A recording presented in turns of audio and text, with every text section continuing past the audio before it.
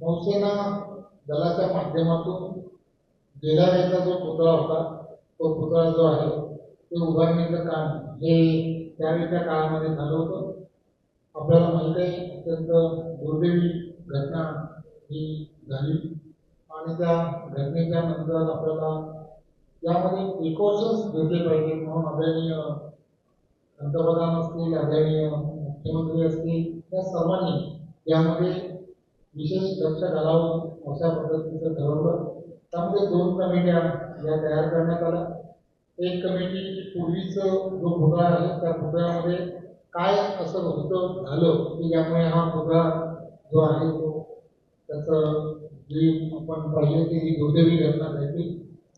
परंतु आता यानंतरच्या काळामध्ये नव्याने पुतळा हा उभा करणं आणि लवकरात लवकर पुतळा उभा करणं अशी मागणी ही सर्व स्तरावर सर्व शिवप्रेमी असतील किंवा सर्व विविध संघटना असतील, पक्ष असतील, या सगळ्यांच्या माध्यमातून करण्यात येत होती. आणि म्हणून काही तज्ञ मंडळी यामध्ये त्याची एक कमिटी तयार करण्यात आली आणि नक्की हा पुतळा कशा पद्धतीचा असावा आणि कशा पद्धतीने त्यामध्ये काम करावं असं त्यामध्ये त्या तज्ञ समितीने ठरवलं. त्यांनी तातडीने त्या संदर्भातल्या कारवाई कराव्यात असंही सांगितलं. त्यांनी या ठिकाणी येऊन पुतळ्याच्या ह्याच्यातील सर्व पाहणी करणं, त्याच्यामध्ये काय अडचणी आहेत, नौदलाचे सगळे अधिकारी, जी घडलेली घटना आणि याच्यानंतरच्या काळामध्ये कशा पद्धतीने काम करावं या सगळ्याचा अंतर्भूत करून एक अहवाल आपल्याकडे पाठवला. त्यांनी असं सांगितलं की त्यामध्ये आणि यामध्ये जी काही असणारी अडचणी आहेत त्या अडचणी दूर करून आपण तो पुतळा करा. त्यामध्ये त्यांनी काही विशेष अशा गोष्टी ज्या त्यामध्ये विचार केला. त्यामध्ये काय विचार केला तर पूर्वीचा पुतळा जो आहे तो 28 फुटाचा होता. तर बऱ्याच जणांची मागणी होती आता यानंतरच्या काळाचा पुतळा जो आहे तो दुप्पट असावा म्हणून आता जो नव्याने होणारा जो पुतळा आहे तो 60 फुटाचा होणार. 60 फुटाचा पुतळा असं त्यामध्ये म्हटलं. यामध्ये वापरलं गेलेलं मटेरियल जे आहे ते कोणतं आणि किती त्याची असणारी ज्याला आपण म्हणतो क्वालिटी याच्या संदर्भातला विचार हा त्या कमिटीची आहे. कमिटी याच्याबद्दल विचार करते ही दुर्घटना कशामुळे झाली की त्या संदर्भातले ते लॅबोरेटरीला चेकिंगला पाठवणं हे सगळं करतायत त्याचा अहवाल येईल.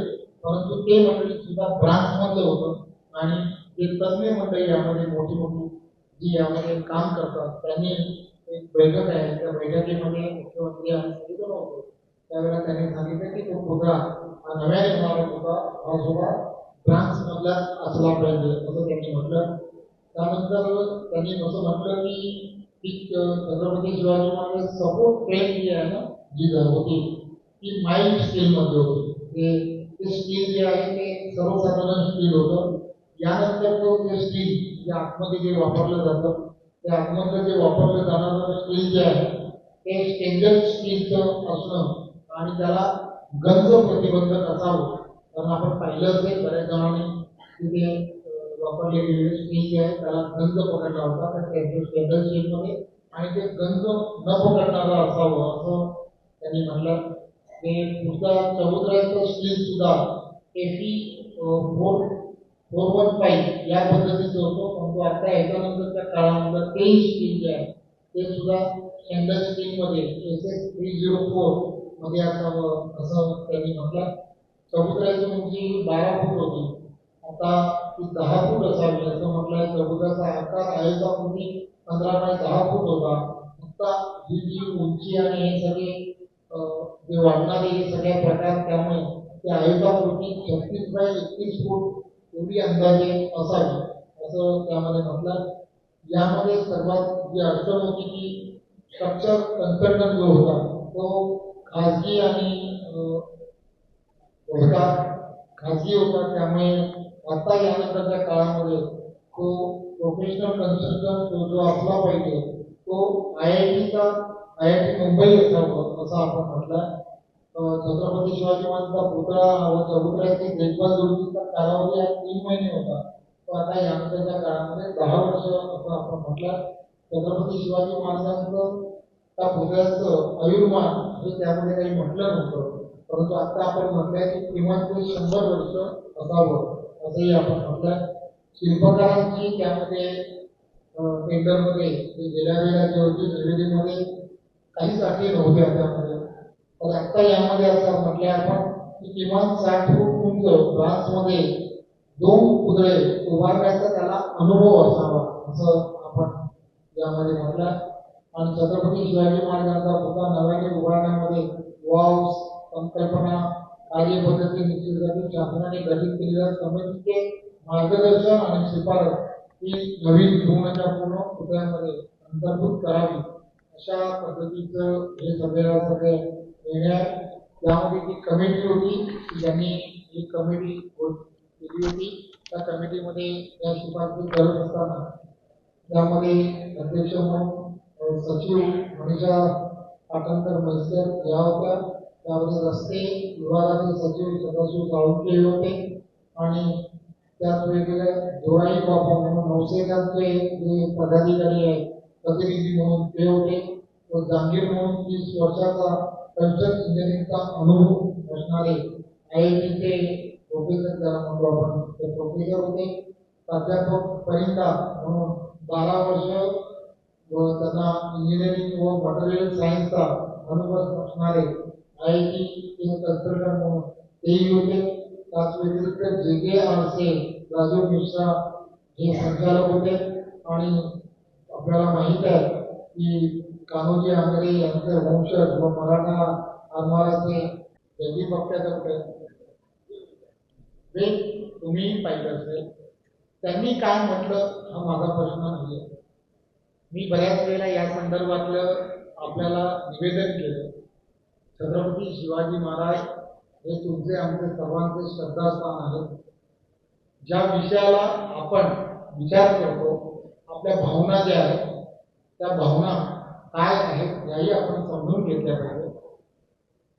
की ज्या वेळेला हा पुतळ्याची उभारणी केली त्यावेळेला उभारणी केल्यानंतर तो पुतळा कोणी बसवावा तर तो पुतळा बसवताना नेव्ही डे एक नेव्ही डे सिंधुदुर्गामध्ये साजरा झाला. त्या साजरा झालेल्या नेव्ही डेचं एक औचित्य आणि त्या छत्रपती शिवाजी महाराजांनी आरमार या सगळ्या ठिकाणी उभं केलं. त्या आरमाराची एक आठवण आणि या सगळ्या गोष्टी राहाव्यात म्हणून छत्रपती शिवाजी महाराजांचा पश्चिम भागातून येणारा असा एक पराक्रमी असा उद्याचा असणारा पुतळा बसवावा असं नेहमीने ठरवलं. नेहमीने असं म्हटलं की या संदर्भामध्ये आम्हाला लागणारा निधी हा महाराष्ट्र शासनाने उपलब्ध करून द्यावा. महाराष्ट्र शासनाने तो निधी हा त्यांना उपलब्ध करून दिला. 2,44,00,00,000 रुपये जो निधी आवश्यक होता तो उपलब्ध करून दिला. उपलब्ध केलेल्या निधीच्या आधारावरती नेव्हीने त्या संदर्भातलं टेंडर काढलं. नेव्हीने त्या संदर्भातली पूर्ण पाहणी केली. नेव्हीच्या अखत्यारीमध्ये त्या सगळ्या पुतळ्याची उभारणी झाली. ते सगळ्या गोष्टी त्यावेळेला काळात झाल्या. टेंडरची प्रक्रिया पूर्ण नेव्हीने केली. त्यामुळे आपल्याला या संदर्भातले सर्व कागदपत्र ज्या दिवशी ही घटना घडली त्याच दिवशी सर्वच्या सर्व आपल्याला उपलब्ध करून दिले. एक गोष्ट लक्षात घ्या. घडलेली घटना आणि घडलेल्या घटनेबद्दल जे काही आवश्यक आहे कायदेशीर त्याची तक्रार झाली आहे. त्या संदर्भातल्या ज्यांनी कदाचित चुका केल्या असतील किंवा जे काही घडल्या त्या संदर्भातल्या त्यांना अटकही झाली. आता काय तर आम्हाला तुमच्या आमच्या सर्वांच्या भावना ज्या आहेत की आम्ही त्या ठिकाणी ज्यावेळेला गेलो त्यावेळेला त्या ठिकाणी जागेवरती आपल्याबरोबर जे कोण उपस्थित होते शिवप्रेमी उपस्थित होते. हे सगळ्या शिवप्रेमींनी काय म्हटलं घडलेली घटना विषय चांगली नाही. या सगळ्या गोष्टीचं काहीतरी करून लवकरात लवकर हा पुतळा जिथे आहे त्याच ठिकाणी यापेक्षाही भव्य उभा करावा ही त्यांची भावना होती. आणि या सगळ्या गोष्टी त्यांच्या ज्या भावना आहेत त्याच पद्धतीच्या महाराष्ट्रातील असणारा नाही तर जगभरातील असणाऱ्या प्रत्येक शिवप्रेमीच्या आहेत. त्या भावनांचा खऱ्या अर्थाने महाराष्ट्र शासनाने तात्काळच्या संदर्भातला निर्णय घेऊन त्या दिशेला जाणं ठरवलं.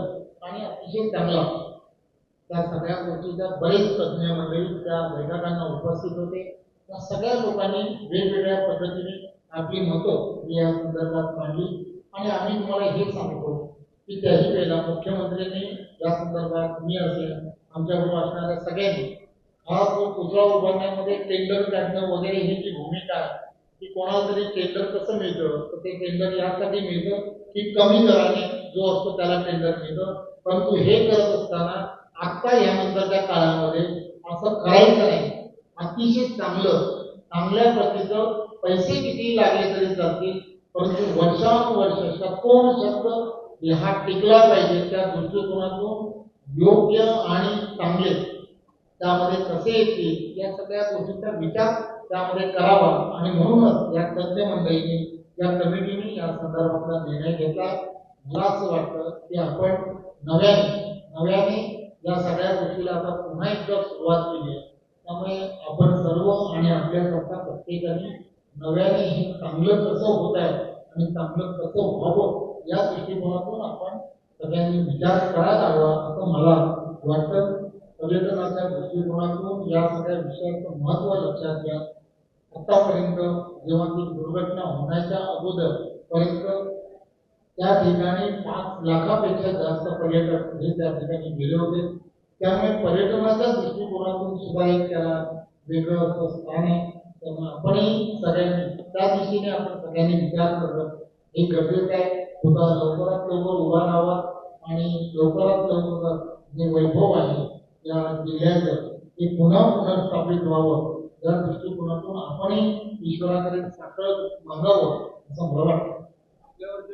ते असं बाहेर टाकायचं असा प्रयत्न केला ना तर ते स्वतःवरतीच येतं. आम्ही या भावनेतून केलं, पारदर्शकपणे केलं. जी मंडळी करतायत ना आरोप करतायत कधीतरी त्यांची पार्श्वभूमी तपासून घ्या आणि आम्ही काय आहोत तेही तपासून घ्या. देव इथेच आहे आणि भराडी आई सुद्धा इथेच आहे. वाटो ज्या दिवशी हा प्रकार घडला मी स्वतः एवढा व्यथित होतो ना मी भराडी आईकडे गेलो. भराडी आईला सांगितलं की जे घडलं ते योग्य नाही घडलं, पण एवढी शक्ती दे की हे उभं करण्याचं सामर्थ्य पुन्हा आम्हाला दे. भराडी आई तुमच्या पाठीशी खंबीरपणे उभी आहे आणि म्हणूनच एवढ्या सगळ्या विषयामध्ये सुद्धा आज आम्ही या निर्णयापर्यंत पोहोचतोय ना ते भराडी आईचं सामर्थ्य आहे. राजकीय दृष्ट्या आरोप करणं सोपं असतं. लक्षात घ्या, राजकीय दृष्ट्या आरोप करणं सोपं आहे. खरं आणि प्रत्यक्षात काय आहे ना याचा कुठेतरी विचार करणं हे सुद्धा गरजेचं आहे. काय आरोप आहे? आरोप बघा काय पहिल्या दिवशी डिक्लेअर झालं. काय डिक्लेअर केलं? सार्वजनिक बांधकाम विभागाने 2,44,00,000 वर्ग कोणाकडे केले? नेहमीकडे केले. बरोबर आहे की नाही? केले की नाही? काय आरोप करतात? कसले आरोप करतात? या सगळ्या गोष्टी काय एकदा आरोप केला हे सगळं केलं ते हंडी केले काय बघा 2 गोष्टी आहेत. ज्याला काही करता येत नाही ना मी बोलू शकणार नाही तरी खाजगीत सांगतो. बऱ्याच जणांना अशी सवय असते ज्याला काही करता येत नाही ना तो लय वाटता करतो. ज्याला काही करता येत नाही करता आलं पाहिजे हो तर ते सगळं होतं. करताच आलं नाही ना ठीक आहे त्याला म्हणजे काय नेतेची जरा तेवढं मला बोलता येत नाही. तुम्हाला 1:09 वाजता बोलतात ना मला तेवढंच बोलता येत नाही. मला काय माहिती आहे की मला ते ऍक्शन मध्ये यायला ना फार आवडतं. कधीतरी साहेब आहे ना कधीतरी चालता फिरता ना ते करीन ना तर त्रास होईल. थोडं लक्षात घ्या. तुमचा प्रश्न आहे ना त्याला उत्तरच ते आहे की मी म्हटलं पहिल्याच दिवशी येऊन तिथे म्हटलं मी की हे सार्वजनिक बांधकाम विभागाने पैसे नेव्हीकडे वर्ग केले हे सांगितलं मी पहिल्याच दिवशी. आता लोक काय मी सांगितलं ना काही बोलतील तर कसं काय झालं? पुराव्यानिशी केले ना काही कोणाला टीआरपी वाढवायचं म्हणून काही बोलले तर त्याचं रोज उत्तर द्यायला काय मी काही बातील का नाही? मग काय प्रश्न आहे?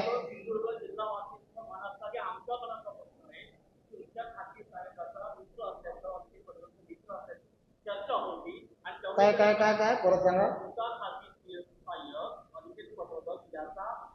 मित्र असल्याची चर्चा होती, त्यामुळे तो संग्राम इथल्या जनतेचे आणि आजच्या पत्रकारांचे मला काही ऐका काय माहिती माझं म्हणणं आहे का, मी पुन्हा तेच सांगतो. जयदीप आपटे काळा का गोरा हा आम्हाला माहित नाही.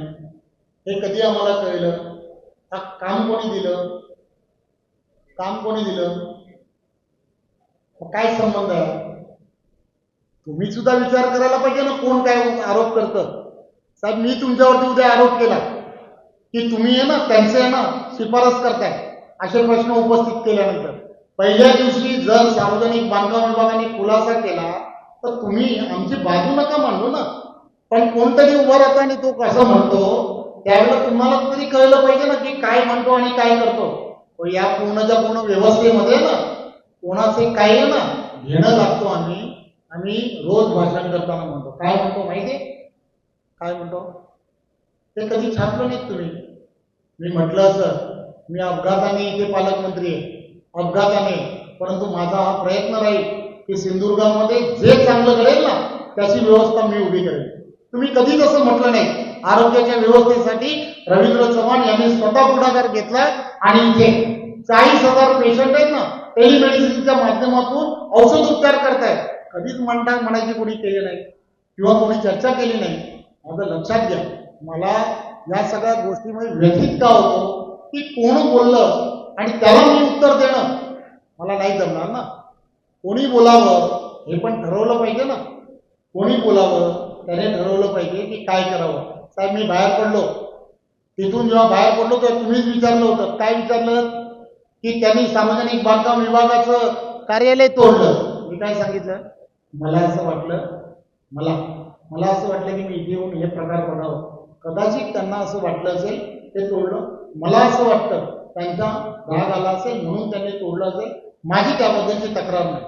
हे सांगणारा रवी चव्हाण होता, हेही लक्षात घ्या.